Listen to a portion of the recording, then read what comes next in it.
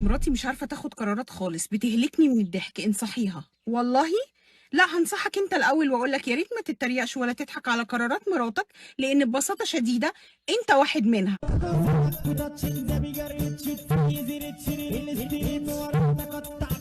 مش عارفة اجيبها لكم ازاي، بس التريقة والضحك على الشكل او الفقر او الدين مش خفة دم. مين اللي بينكد علينا باليومين؟ مين في ثانية بوزه ده يبقى شبرين؟ مش حد بياكل بيض غير وهو عنده جيب انفيه. الشوفان يا فندم مش بتاع البشر. جوزائية وافتخر.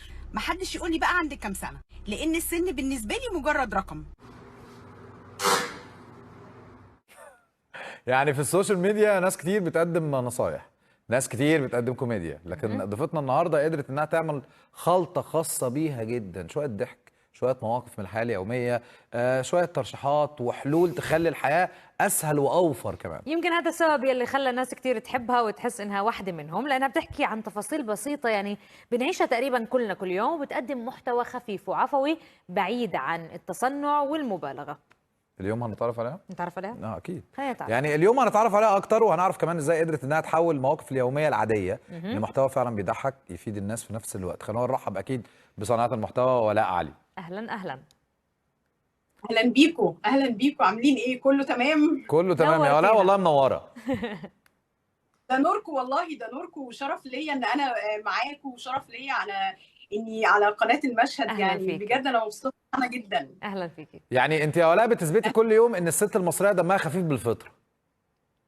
جدا، ده حقيقي. ده حقيقي. وفكره كل النكد الستات ده، فكره النكد ده انت بتحاولي تنفيه. هو موجود بس بتحاولي تنفيه. لا هو مش مفر. موجود والله. احنا دمنا خفيف، مش ستات بس والله، ستات ورجاله. احنا صح، عارفين الشعب صح، المصري دمه صح. فوضى شفتي يعني. انا اتفق. لفت الموضوع ازاي؟ لا ما هي شايف قالت على لك الحلاوة. ستات، قالت لك ستات ورجالة. ورجاله. مين اكتر حقيقي ست والله. مصريه في حياتك شايفه ان هي كانت مدرسه في خفه الدم؟ طيب انا مش هقول حد معين، مش ست معينه، بس ممكن يبقى في مواقف كوميديه تطلع من الام، تطلع من الخاله، تطلع من العمه، تطلع من الجده، يعني تطلع من الموظفه اللي موجوده في اي جهه حكوميه. ممكن يطلع منها موقف ظريف او كلمه كده ممكن نعمل عليه افيه نقعد عليه سنين. فكل الستات هنا دمهم خفيف بصراحه، مش ست حلو. معينه عشان ما اظلمش. ماشي. ممتازة. يعني مبدئيا ولاء دبلوماسية جدا، بس انه ولاء خلينا نرجع للنقطة اللي حكاها خليل، وهي نكد الستات. بوجهة نظر ولاء، عمرك شفت ست يا ولاء نكدية وفي راجل بحياتها؟ يعني لما النكد بيصير بسبب الراجل، وما فيش راجل ما فيش نكد، صح ولا لا؟ طيب برضو عايزه اقول، لا يا عشان ولاء، أنا شفت يا ولاء. نماذج لا انت كتير. قلت لها يا دبلوماسيه ولاء. فسيبيها بقى تبقى دبلوماسيه. هقول لك على حاجه والله، انا شفت نماذج كتير. يعني زي ما في ستات نكديه، في رجاله نكديه، بس خلينا نقول ان النسبه الاكبر الست لما تكون لوحدها من غير وجود راجل يضغط عليها، هي ست فرفوشه وجميله جدا، مش نكديه خالص. الله عليك ايوه، يا واول ما ولاء. يجي الراجل اللي بيحصل يا ولاء. بنكد عليها. يعني احنا مصدر النكد قصدك؟ يعني في دراسات اتعملت على الموضوع ده، انا مش عايزه اكبر اللي الموضوع عاملها بقى ويبقى ستات. شكلنا مش حلو يعني. الدراسات دي اللي في عاملها دراسات ستات. طيب بصي، لو الدراسات طلبنا دي بالظبط. يعني لا. لو جبنا حصيله، ايوه لو جبنا حصيله 10 15 ست وعملنا كده دراسه عليهم، مش هقول لك كتير. ايوه. ايه سبب النكد يا حبيبتي؟ ايه اللي بيزعلك؟ الراجل. ايه اللي الراجل. بيمغط عليك؟ الراجل. والله العظيم ثلاثة، الراجل بيروح الشغل بيرجع يقول انا جعان عايز اكل، داخل انام اتفرج على الماتش بس. هيك انتوا بتشوفوا، احنا بنشوفها بمنظور اخر. مش عايز اقعد معاك. قلة اهتمام، مش راضي المهم احنا يحكي معي. هنتخانق بعدين. بس يلا. ولا يعني لو طلبنا منك ان انت تعملي دليل النجاة لاي عروسة جديدة في 3 نصايح بس، هيكونوا ايه؟ يلا. في التعامل بقى مع جوزها، في البيع والشراء، في اي حاجة. اه لا يعني اولا يعني عايزه اقول ايه، لو هي هتبتدي حياه من اول وجديد وهتبتدي تفتح بيت وعروسه وحياه اسريه والكلام ده كله، تحاول على قد ما تقدر يكون بيتها سعيد، تكون مبسوطه، تبسط اللي حواليها، اكتر من ان البيت يكون مثالي وما فيهوش غلطه. صح. يعني السعاده في البيت ابسط، يعني بسيطه، واهم حاجه والله يعني خليكي فرفوشة، عشان لو في خليكي أي فرفوشة. مشكلة تعدي. نعم. انت خليها فرفوشة. بالظبط. رقم 2 يعني هتبقى تكون ايه؟ مبسوطة وسعيدة. تصنع السعاده، بمعنى اصح تصنع صح. السعاده في بيتها، عشان لو في اي مشكله او اي حاجه تعدي وتفوت. هابي وايف يعني هابي لايف والأيام بتاعتها. معروفه. مثقف يا بالظبط. خليل. مذاكر قبل ما اجي. طب دي حاجه، ايه الحاجتين التانيين؟ يا الحاجتين التانيين عشان تبقى مبسوطه، ما تقارنش بيتها وحياتها باي حد تاني صح. خالص، بلاش مقارنات تماما، كل واحد مستقل بنفسه وبحياته. وعشان تبقى مبسوطه يا ريت ما تضغطش على نفسها، وتشارك كل اللي يخلي اللي حواليها يشاركوها في اي حاجه بتعملها في البيت، عشان ما تضغطش على نفسها. انا معاك في دي، صح لوحدها. صح. لا، شاركوا معايا بقى الحياه والدنيا، هتبقى مبسوطه، عندها وقت لنفسها، يعني هتبقى ده افضل بكتير. عظيم. طب ولاء، خلينا نحكي شغله بصراحه، في كل مجتمع عربي وفي كل بلد عربيه بتلاقي الام عندها جمل دائما بتكررها وبتعيدها في البيت. لو حتعملي جائزه لاشهر جمله بتقولها الام المصريه في بيتها، شو راح تكون هاي الجمله؟ لا ده كتير، يعني ابسط حاجه. وامي طبعا، وكل الامهات كل الامهات مش مصريين والله، الامهات العربيه كمان. يعني تيجي مثلا لو انا داخله بدور على حاجه ومش لاقيها، يا ماما انا مش لاقيه دي، تقولي لو قمت وجبتها لك. صح. هي لو صح وتلاقيها لو دخلت بتجيبها ازاي؟ مش عارفه سحر، بس هتجيبي الحاجه اللي انا بدور عليها ومش شايفاها. صح. اشهر جمله ليها لو وفي جمله تانية برضو شهيره جدا، سيب لكم البيت.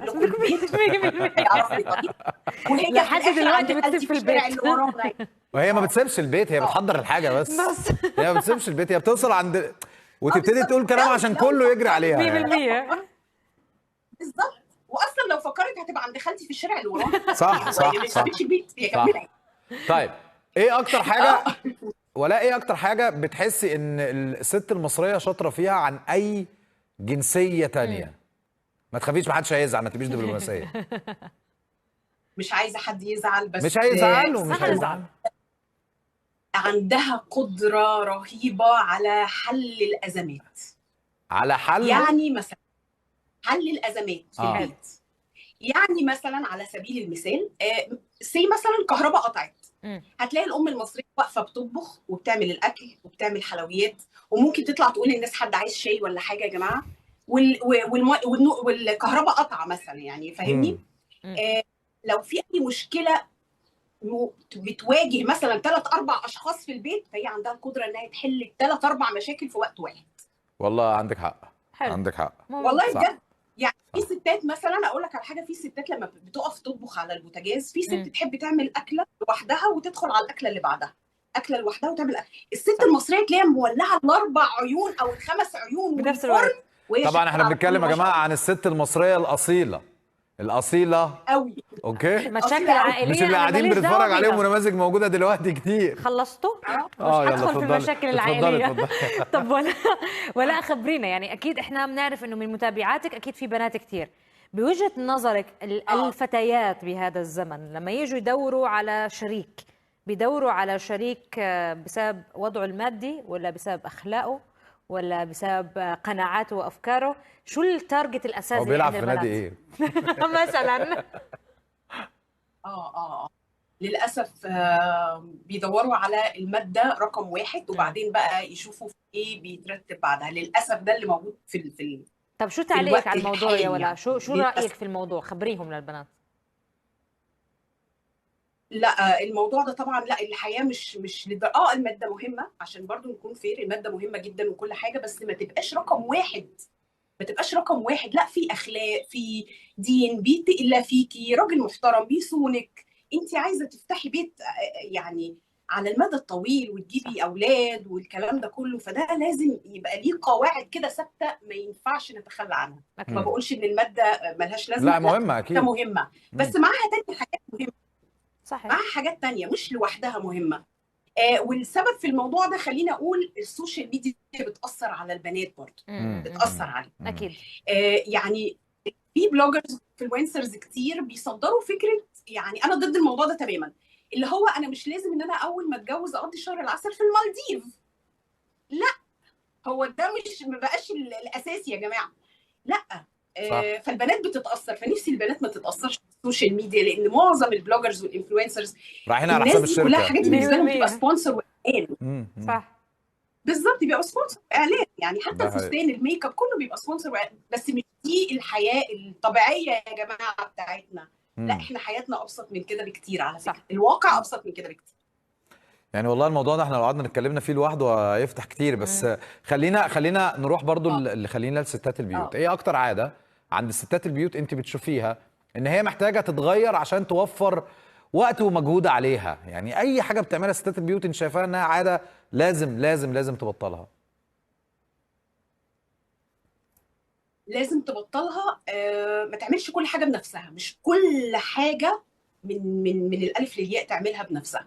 لازم تخلي اللي حواليها يشاركوها، امم لانها لو خصصت وقت لنفسها هتبقى مبسوطه جدا وسعيده، والسعاده دي هتنعكس على كل الناس اللي موجوده في البيت. صح، معك لكن حق. لو كل حاجه هي بتعملها بنفسها، ده نوع من الضغط النفسي اصلا والتفكير والكلام شكلك ده كله. مقروصه يا ولاء من معنى ان هي الموضوع. مش هتلاقي وقت لنفسها تعمل الحاجه اللي بتحبها، دي مشكله كبيره، يعني 100% دي بالعكس، لوحدها يعني مشكله كبيره كلام عند ولا الست. صح، لانه احنا وقت والله حياتنا بسيطه قوي والله.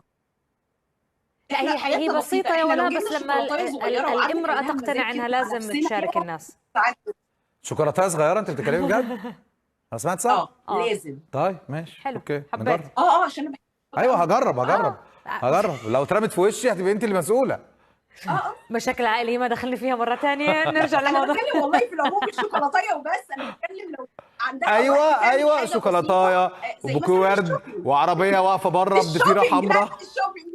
ماشي خلاص. شايف ميزة الحياة تبعتك كيف؟ حاضر تؤمروا. بس خلينا ولا نحكي عن نقطة مهمة. يعني احنا بنشوف المحتوى اللي انت بتقدميه، بنشوف الكاركتر المهضوم القريبة من الناس اللي بيحبوها. فلو يوم من الأيام إجالك عرض تعمل يمكن محتوى أكبر أو أضخم بإنتاج كتير كبير، ممكن تعملي هذا الشيء ولا بتفضلي تضلك بنفس طريقة المحتوى اللي الناس عرفوك عليها وتعودوا عليكي فيها؟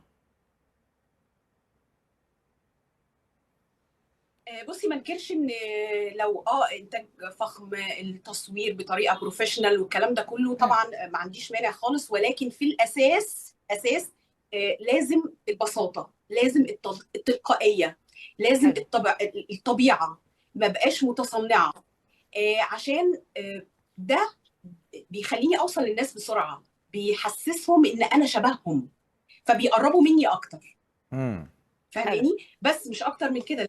التصنع ده ما بيدومش، يعني ما بيطولش كتير. صح. كل ما تبقي تلقائيه على السوشيال ميديا وطبيعيه، بتقربي للناس وتحسي ان انت شبههم، فيحبوكي اكتر واكتر واكتر. حتى لو انت برج الجوزاء بتبقى عندك شخصيتين، الناس بتشوف اني شخصيه فيهم. حصل. اخذت ليه الموضوع على العلن بيرسونال كده برج كثير. الجوزاء؟ ليه على العلن برج الجوزاء؟ بيخافوا من برج الجوزاء يا جماعه، لان هو شخصيتين فعلا، يا شويه عاقل شويه مجنون كده يعني. طب وانت ساعات ما اي ببقاش طبيعية، الشخصيه اللي أنا بتطلع على السوشيال ميديا انهي واحده فيهم؟ الشخصيه المرحه. دي شخصيه ثالثه. اوكي. الشخصيه المرحه دمها خفيف. شخصيات لو كتالوج. طلعت الشخصيه الثانيه ما حدش هيتابعها. لا تمام، الصراحة خليها مستوره، خليها طب يعني ولاء خبرينا، يعني شو في مخططات جاي بدك تعمليها للمحتوى اللي بتقدميه؟ هل ممكن نشوف ستايل مختلف تماما؟ حتى لو فكرت في اي ستايل مختلف، بس هفضل على طبيعتي، وهفضل بسيطه، وهفضل قريبه للناس، وهصدر دايما الحاجات اللي بتواجههم في الحياه كأي بنت، كأي أم. ده بيخليني قريبة من الناس، فهفضل على المستوى ده. حتى لو أنا فكرت إن أنا أعمل حاجة جديدة أو ستايل جديد، برضه هبقى على طبيعتي ببساطة وكل حاجة. خليكي زي ما أنت يا ولاء، والناس حباكي فعلا كده، وفعلا نورتينا ومبسوطين إن أنت كنت معانا كتير. شكرا لك. شكرا، ميرسي جدا ليكم. ليك. شكرا، ميرسي قوي.